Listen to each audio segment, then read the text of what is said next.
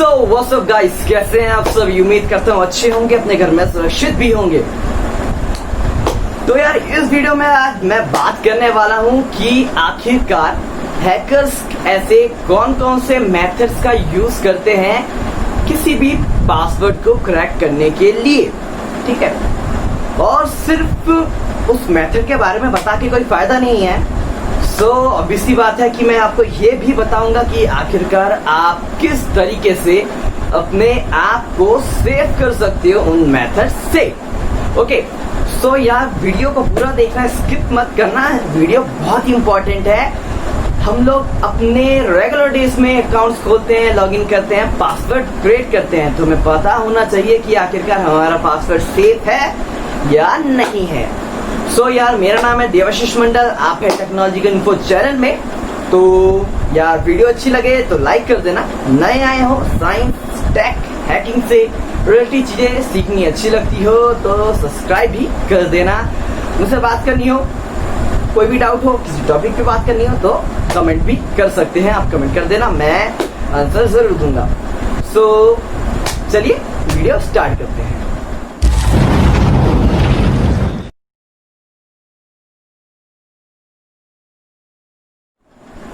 इस वीडियो में हम बात करने वाले हैं कि आखिरकार कौन कौन से ऐसे मेथड्स होते हैं जो कि यूज किए जाते हैं हैकर्स द्वारा। तो सबसे फेमस वाले की बात करता हूं सबसे पहले। ओके, तो जो सबसे फेमस मेथड है उसे कहते हैं ब्रूट फोर्सिंग। अब ब्रूट फोर्सिंग क्या होती है, कैसे वर्क करती है, बताता हूं। ब्रूट फोर्सिंग में एक्चुअली हैकर के पास एक वर्ड लिस्ट होती है जिसके अंदर कॉम्बिनेशन ऑफ कैरेक्टर्स और स्पेशल कैरेक्टर्स होते हैं, ठीक है। और इन स्ट्रिंग्स को, इन पासवर्ड्स को अप्लाई किया जाता है आपके लॉगिन में, आपके अकाउंट पे, और चेक किया जाता है क्या इनमें से कोई भी कॉम्बिनेशन काम करता है या नहीं आपके लॉगिन पे।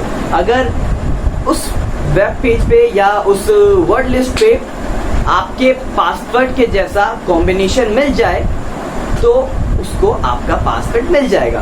अगर आप मेरे चैनल को सब्सक्राइब कर चुके हैं, आपको पता है कि मैं कैसी वीडियोस बनाता हूं, तो आपको पता होगा कि मैं जब भी किसी पासवर्ड को क्रैक करना होता है, जब भी मैं किसी जिप फाइल्स या किसी भी तरीके की चीज को क्रैक करता हूं पासवर्ड वाले, तो ब्रूट फोर्सिंग का ही यूज करता हूं।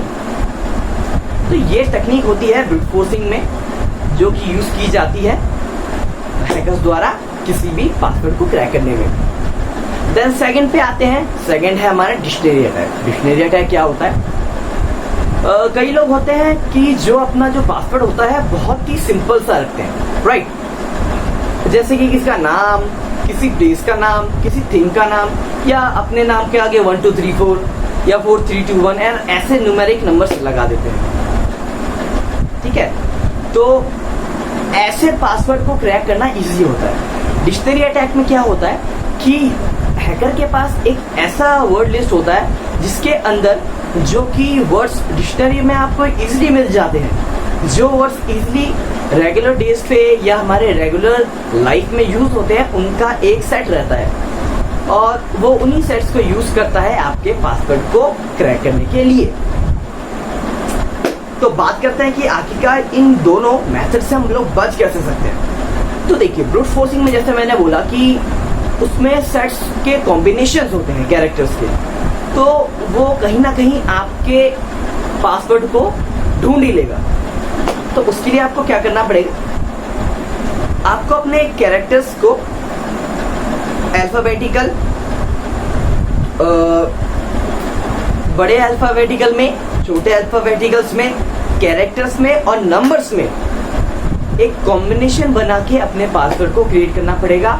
और ट्राई कीजिए कि आप अपना पासवर्ड इतना लंबा बनाएं कि उस मेथड को यूज करते हुए कंप्यूटर रुक जाए या उसकी वर्ड लिस्ट खत्म हो जाए। क्योंकि अगर आप लंबे पासवर्ड के कॉम्बिनेशन बनाएंगे तो उसको फाइंड करने में बहुत टाइम लगता है। सेकेंड थिंग, डिक्शनरी अटैक से भी आप इसी तरीके से बच सकते हो। किसी नॉर्मल चीज का यूज ना करें, किसी ऐसी नाम का यूज ना करें जो कि हमारे रेगुलर डेज पे होते हैं, ट्राई कीजिए कुछ रैंडम कैरेक्टर्स को ऐड करके एक अलग सा पासवर्ड बनाने की। देन बात करते हैं फिशिंग अटैक की। फिशिंग अटैक में क्या होता है, जैसे कि आपको नाम से समझ आ गया होगा, फिशिंग यानी कि आपको फंसाया जाता है इसमें। ओके, तो फंसाते कैसे हैं? आप फेसबुक चलाते हो या जीमेल चलाते हो, इसमें हैकर फेसबुक या जीमेल जैसी दिखने वाली एक दूसरा प्रोटोकॉल वेबसाइट क्रिएट करता है, एक ऐसा वेब पेज क्रिएट करता है जो डिक्टो फेसबुक या किसी भी अनदर लॉगिन पेज जैसा दिखता है, और वो आपको ये लालच देता है कि आप इसमें आइए, आपको 200 रुपये मिलेंगे, या फेसबुक पे आइए आपको 500 रुपये मिलेंगे, और आप इसी चक्कर में जाते हो और उस पर जाके अपने यूजर नेम और लॉगिन आईडी को, पासवर्ड को उसमें डालते हो, और ये दोनों की दोनों चीजें हैकर के पास चली जाती हैं।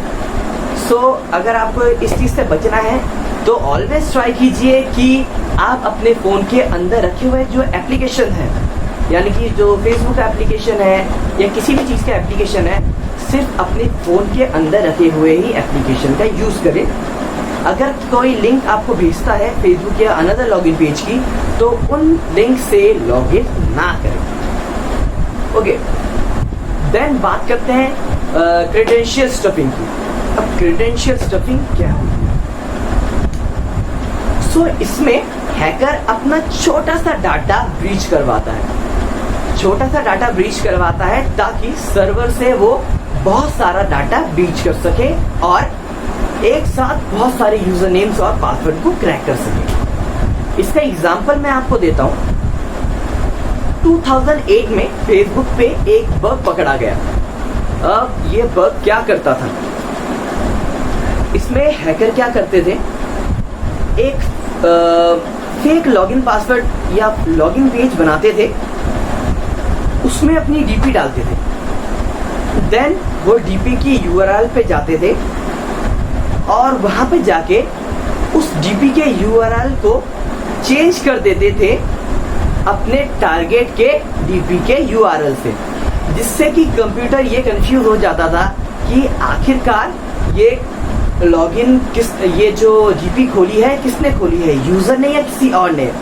और जब हैकर उस यूआरएल को चेंज कर लेता था टारगेट की यूआरएल से, तो जब वो उस डीपी से बैक करता था तो वो ऑटोमेटिकली उस टारगेट के फेसबुक पेज पे चला जाता था और उसको पूरा का पूरा एक्सेस मिल जाता था उसके फेसबुक का, बिना लॉगिन या पासवर्ड के डाले।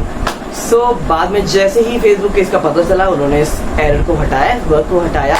देन अभी ऐसी कोई दिक्कत नहीं है, बट ये टेक्निक अभी भी किसी भी दूसरे वेबसाइट्स पे यूज की जा सकती है जो भी वेबसाइट्स है। तो ये जो सपोर्ट होगा, ये जो हेल्प होगी, वो होगा वेबसाइट्स वालों के लिए कि अपने वेबसाइट को ट्राई कीजिए, ट्रेन कीजिए, ट्राई कीजिए उसको हैक करने की, उसकी वल्नरेबिलिटीज फाइंड करने की, ताकि आपके यूजर्स को कम से कम दिक्कत उठाना पड़े। देन बात करते हैं पासवर्ड स्प्रे की। अब पासवर्ड स्प्रे क्या होता है? Password spray basically brute force की तरह ही होता है, बट इसमें हम लोग सिंगल बंदे पे काम नहीं करते। ब्रूट फोर्स पे हम लोग सिंगल अकाउंट पे काम करते हैं, बट इस पे हम लोग मल्टीपल अकाउंट्स पे काम करते हैं। हैकर्स एक बार में बहुत सारे मल्टीपल अकाउंट्स को तोड़ने की कोशिश करता है। वो एक ही पासवर्ड को लेता है और वो जितने भी हो सके उनकी कॉम्बिनेशन को उलट पुलट के कोशिश करता है कि ज्यादा से ज्यादा अकाउंट्स को क्रैक किया जा सके। देन इसके बाद आता है रेम्बो टेबल। रैम्बो टेबल, वो इंद्रधनुष वाला रैम्बो टेबल है ना। सो मैं आपको बताता हूँ कि पासवर्ड जो होते हैं वो हैशिंग टेक्निक से कन्वर्ट किए जाते हैं। हैशिंग टेक्निक में एक कीवर्ड होता है जिसकी हेल्प से आपके ओरिजिनल पासवर्ड को कन्वर्ट किया जाता है हैश में, ठीक है। तो रैम्बो टेबल्स में क्या होता है, रैम्बो टेबल में वो सारे हैश होते हैं, वो सारे वैलिड कीज होते हैं जो कि हैकर्स ने इन अ पास्ट हैक किए होते हैं। तो जो नए हैकर्स होते हैं वो ट्राई करते हैं कि क्या पता कोई सिस्टम बाय चांस इनमें से किसी एक की का इस्तेमाल करके अपने पासवर्ड्स को कन्वर्ट करता हो, और अगर ऐसा कन्वर्ट करता हुआ उसको कोई पासवर्ड या कोई भी सिस्टम मिल जाता है तो वो उस की के हेल्प से सारे के सारे पासवर्ड को क्रैक कर लेता है और यूजर नेम्स निकाल लेता है। तो ये होगी वेबसाइट वालों के लिए कि भाई अगर आपको इन चीज़ों से बचना है तो आपको ट्राई करना पड़ेगा कि आपका जो भी हैशिंग टेक्निक है वो कुछ ऐसे रैंडम कोड्स को प्रोड्यूस करे जो कि नॉर्मल फॉर्म से अलग हो। तो इस तरह से आप बच सकते हो रेमो टेबल के अटैक से। और चाहे तो एक बार आप भी रेमो टेबल का यूज़ कर सकते हो, आपको ये दिख जाएगा कि आखिरकार रेमो टेबल में कौन कौन सी कीज़ हैं और अपने एल्गो को आप उन कीज़ के बिहाइंड दूसरे कीज़ बनाने के लिए प्रोग्राम कर सकते हो। ओके, देन हमारे पास आखिरी वाला जो मेथड है उसे कहते हैं की लॉगर मेथड। की लॉगर मेथड क्या होता है समझिए। इसमें जो हैकर होता है वो आपको एक डिवाइस देता है कि मेरे डिवाइस से आप अपने फेसबुक अकाउंट में लॉगिन कर लीजिएगा, क्योंकि कीबोर्ड लॉगर में ये सिस्टम होता है कि आप उस कीबोर्ड में उस कीबोर्ड में आप जो भी टाइप करोगे वो एक टेक्स्ट फॉर्म में उसके पास, उस हैकर के पास सेव हो जाएगा, ठीक है। और आप जब भी उसमें कुछ लिखोगे उसको सेव हो जाएगा, वो बाद में आएगा, आराम से उस टेक्स्ट फाइल को खोलेगा और आपकी यूजर नेम और पासवर्ड को निकाल लेगा। सो अगर आपको इस चीज से बचना है तो आपको सिंपल सा किसी दूसरे के डिवाइस पे लॉगिन कभी नहीं करना। सेकेंड थिंग, की लॉगर आपके फोन में भी इंस्टॉल किया जा सकता है और की लॉगर की खास बात यह है कि की लॉगर मॉडिफाई किया जा सकता है। उस कीबोर्ड को, इस कीबोर्ड को इस तरीके का दिखाया जा सकता है जैसा आपका कीबोर्ड होता है। तो उसके लिए आपको क्या करना है, आप सेटिंग में जाके एक्सेसिबिलिटी चेक कर सकते हो कि क्या ये वही कीबोर्ड है जो मैंने इंस्टॉल किया था, या आप प्ले स्टोर पे जब भी कोई चीज़ इंस्टॉल करते हैं तो बाद में जब आप प्ले स्टोर पे जाके चेक करते हो वहाँ पे इंस्टॉल लिखा आता है ना कि ये इंस्टॉल्ड है, तो आप वैसे करके भी चेक कर सकते हो। अगर आप जाके चेक करते हो प्ले स्टोर में और वहाँ पे लिखा आता है अपलोड या अपडेट या भैया इंस्टॉल्ड है, तो इट मीन्स आपके पास आपका ही कीबोर्ड है।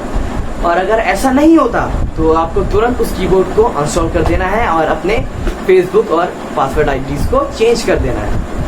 तो लास्ट में मैं ये कहूँगा कि यार कभी भी अगर आपको ऐसा लगे कि शायद मेरा पासवर्ड या लॉगिन आईडी हैक हो चुका है, तो आप तुरंत ही अपने पासवर्ड और लॉगिन आईडीज को हटाएं, उनको चेंज करें, ठीक है। सो जो मैंने अभी आपको प्रिकॉशंस बोले हैं, आई होप कि आप उन प्रिकॉशंस को मेंटेन करेंगे, उन्हें मानेंगे और सेफ रहेंगे, सुरक्षित रहेंगे, साइबर नेटवर्क से बचे हुए रहेंगे। सो नमस्ते एंड वंदे मातरम।